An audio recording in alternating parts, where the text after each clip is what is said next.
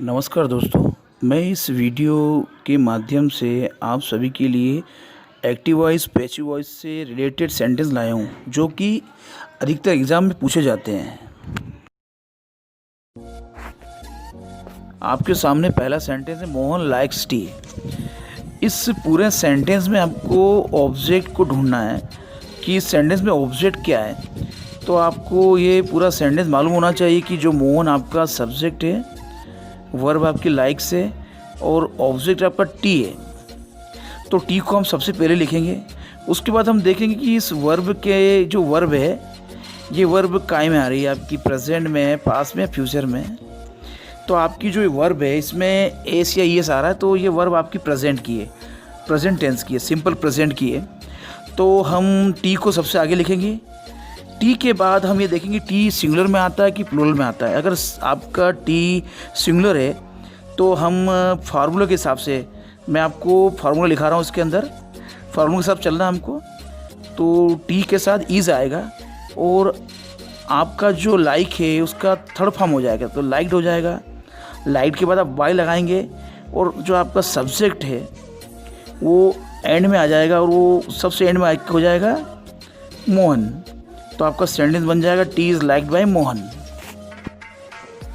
अगला सेंटेंस आप लोगों के लिए, गोपाल एट्स मैंगोज़।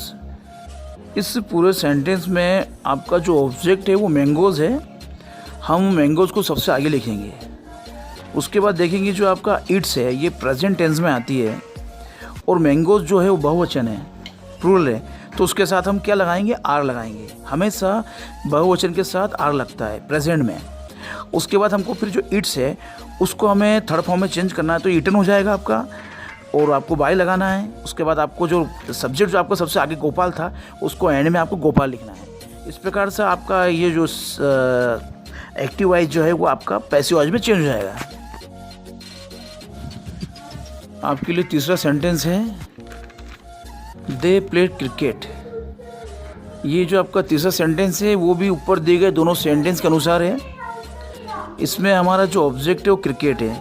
अब आपको ये देखना है कि आपका जो आपका प्लेड है वो सिंपल पास्ट का है और कोई चीज़ सिंपल पास्ट में आती है तो हमको ये ध्यान रखना है कि उसमें हमको वास वर्ब का प्रयोग करना है।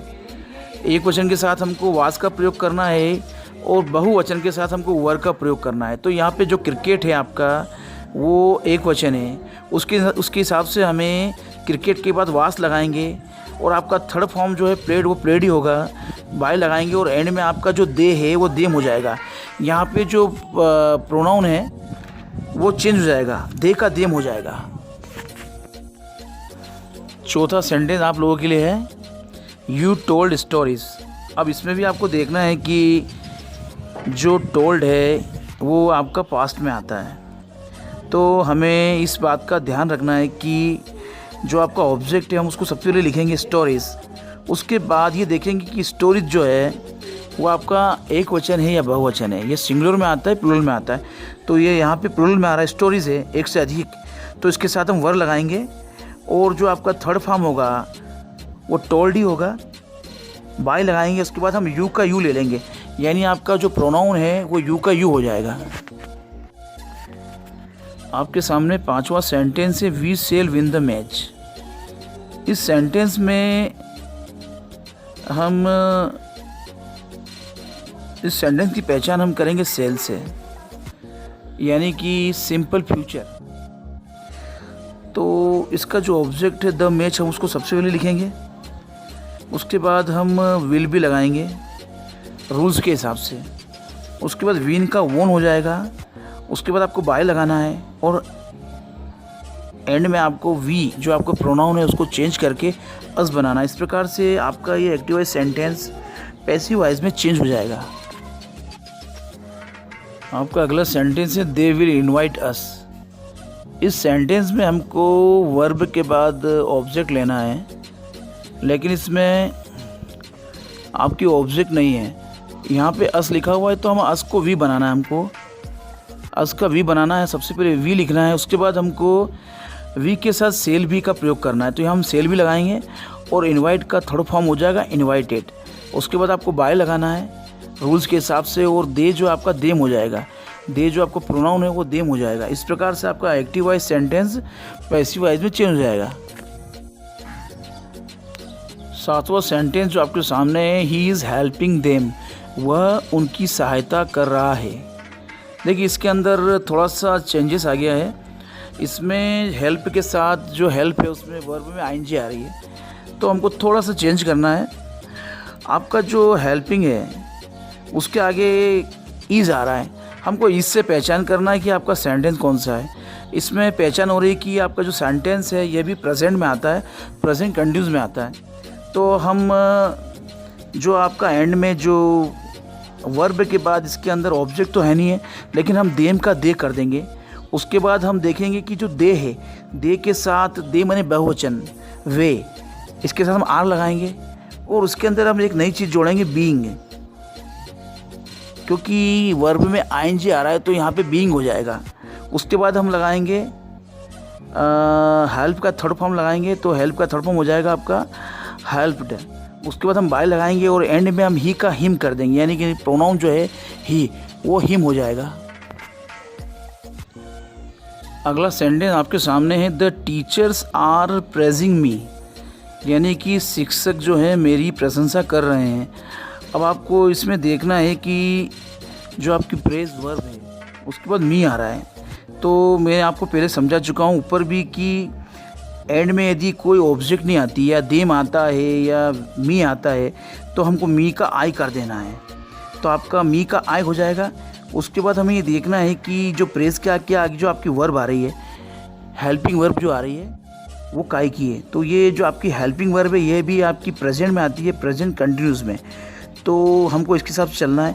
तो मी जो है मी का आई हो जाएगा और आई के साथ हमेशा एम आता है, तो हम एम लगाएंगे। उसके बाद मैंने आपको बताया था कि आपकी जो वर्ब है उसमें आईएनजी आ रहा है तो हम यहाँ बीइंग लगाएंगे। उसके बाद इसका थर्ड फॉर्म हो जाएगा प्रेज का प्रेज्ड। उसके बाद बाय लगाएंगे और एंड में हम द टीचर्स का ऐसा उतार देंगे, तो एंड में द टीचर्स आ जाएगा। आपके सामने अगला सेंटेंस है, सी वाज मेकिंग डॉल्स। इसमें आपको देखना है कि आपकी जो ऑब्जेक्ट है वो डॉल्स है, और डॉल्स आपकी एक वचन में है या बहुवचन में है। तो डॉल्स आपका बहुवचन है, यानी एक से अधिक। तो यहाँ हम देखेंगे कि मेकिंग के आगे जो आपकी वाज आ रही है ये पास्ट में आ रही है, पास्ट कंटिन्यूस में, लेकिन एंड में जो आपका डॉल्स है, गुड़िया, वो एक से अधिक है, तो उसके साथ हम वर लगाएंगे, वर का प्रयोग करेंगे और उसके बाद हम बीइंग लिखेंगे और मेक का थर्ड फॉर्म मेड हो जाएगा। उसके बाद बाय लगाएंगे और एंड में सी का हर हो जाएगा। सेंटेंस आप लोगों के लिए, I was taking the medicines.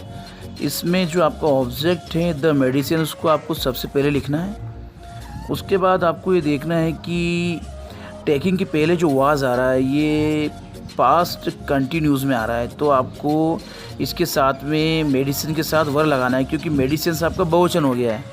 उसके बाद आपको बीइंग लगाना है और टेक का थर्ड फॉर्म हो जाएगा टेकन। उसके बाद बाय लगाना और आई का मी हो जाएगा, प्रोनाउन के हिसाब से आई का मी बन जाएगा। इस प्रकार से यह पैसिव वॉइस सेंटेंस बन जाएगा। अगला सेंटेंस है आपके लिए, Rajesh has won the match. इसमें आपको देखना है कि जो आपका ऑब्जेक्ट है वो द मैच है, उसको हम सबसे आगे लिखेंगे, सबसे पहले लिखेंगे। उसके बाद हम देखेंगे वॉन, वॉन के पहले हैज़ आ रहा है, यानी कि आपका जो सेंटेंस है ये प्रेजेंट परफेक्ट का सेंटेंस है। इसके हिसाब से आपको द मैच के बाद, द मैच आपका एक वचन है तो उसके साथ में हम हैज़ बीन लगाएंगे रूल्स के हिसाब से। और आपका जो वॉन है वो थर्ड फॉर्म ही है, तो वॉन को हम लिख देंगे। उसके बाद बाय लगाएंगे और आपका जो राजेश है वो राजेश का राजेश हो जाएगा, आपका सब्जेक्ट सबसे एंड में आ जाएगा। इस प्रकार से यह आपका पैसिव वॉइस सेंटेंस बन जाएगा। वो सेंटेंस है, I have read some books. इसमें आपको देखना है कि जो आपकी ऑब्जेक्ट है वो सम बुक्स है, वो आपको सबसे आगे लिखना है। उसके बाद आपको देखना है कि जो आपका सेंटेंस है उसमें रीड के पहले हैव आ रहा है, यानी कि आपका यह भी प्रेजेंट परफेक्ट टेंस है। तो इसके हिसाब से आपको यदि ऑब्जेक्ट आपकी यदि बहुवचन आती है तो आपको उसके साथ में हैव बीन का प्रयोग करना है। हम हैव बीन लगाएंगे और आपका थर्ड फॉर्म रेड का रेड हो जाएगा। बाय के बाद हम आई को मी कर देंगे, यानी आपका जो प्रोनाउन है आई वो मी हो जाएगा। अगला सेंटेंस आप लोगों के लिए ही है टेकन फूड। इसमें जो फूड है वो आपका ऑब्जेक्ट है और हम सबसे पहले ऑब्जेक्ट को लिखेंगे। उसके बाद हम देखेंगे कि टेकन के पहले हेड आ रहा है, तो आपको इसमें एक चीज़ का ध्यान रखना है कि इसमें ही आए या सी आए या यू आए या वी आए, एक वचन हो या बहुवचन हो, सबके साथ में आपको हेड बिन का प्रयोग करना है। तो इसमें हम जो आपका ऑब्जेक्ट फूड है उसके बाद हम हेड बिन का प्रयोग करेंगे और आपकी जो वर्ब है टेकन वो उसका थर्ड फॉर्म टेकन ही होता है। उसके बाद बाई लगाएंगे और बाई के बाद ही का हम हिम कर देंगे। लास्ट सेंटेंस है आप लोगों के लिए, he had distributed the prizes. इसमें जो द प्राइजेस है वो आपका ऑब्जेक्ट है, हम उसको सबसे पहले लिखेंगे। उसके बाद हम हैड बिन का प्रयोग करेंगे, क्योंकि हम पूर्व में ये बात कर चुके हैं कि अगर आपका बहुवचन हो या एक वचन हो उसके साथ में हम हैड बिन लगाएंगे। तो यहाँ तो द प्राइजेस जो है बहुवचन है तो उसके साथ में हम हेड बिन लगाएंगे और जो डिस्ट्रीब्यूटेड है वो आपका ऑलरेडी थर्ड फॉर्म है। उसके बाद हम बाय लगाएंगे और ही का हम हिम कर देंगे। दोस्तों प्यारे बच्चों, मैंने इस वीडियो के माध्यम से आपको समझाने का एक सफल प्रयास किया है और मुझे पूरा विश्वास है कि वीडियो आपको अच्छी लगी होगी। तो प्लीज़ आप इस वीडियो को लाइक कीजिए, ज़्यादा से ज़्यादा शेयर कीजिए और इस वीडियो को आप सब्सक्राइब कीजिए और बेल आइकन को प्रेस करके, जिससे कि आपको आने वाली वीडियो मिल सके।